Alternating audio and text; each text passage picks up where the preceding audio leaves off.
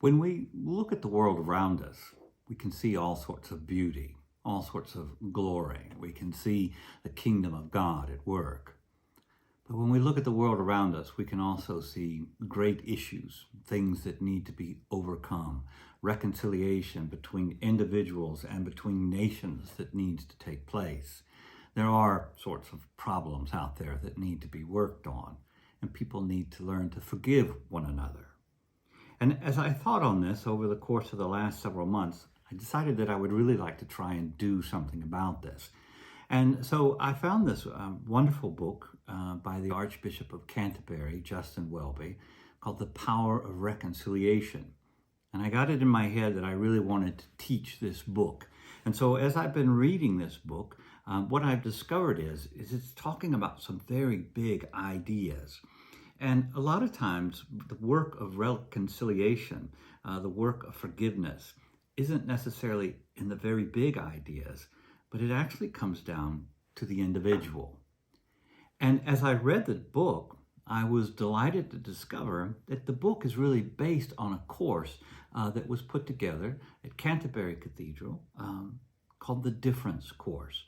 It's a 5-part series, and it teaches us three very important aspects to reconciliation, the work of reconciliation.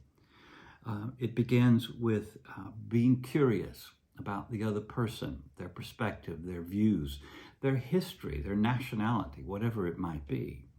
And then it speaks about being present to that person. You know, it's very easy just to keep our enemies at arm's length and not have anything to do with them, but to be present with them and to truly hear them. And then it continues with reimagining. How is it that I can reimagine my relationship with this person? Because you see, reconciliation, Justin Welby, he came out with this brilliant little statement here. He said that there is a very human and natural use of the word and idea of reconciliation that means a sort of compromise.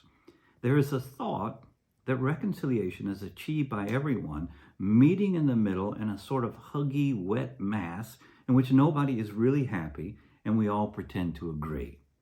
He says, nothing could be further from the truth.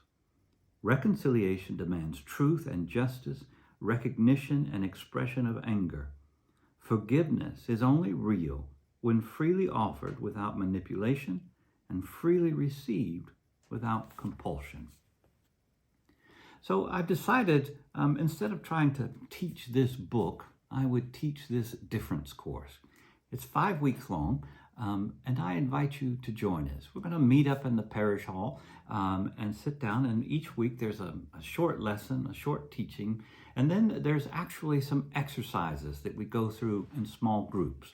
And so the more people we have, the more participation we can have in this great work of reconciliation and in learning about one another, learning about the differences between us and how we might overcome those and engage on a more godly basis.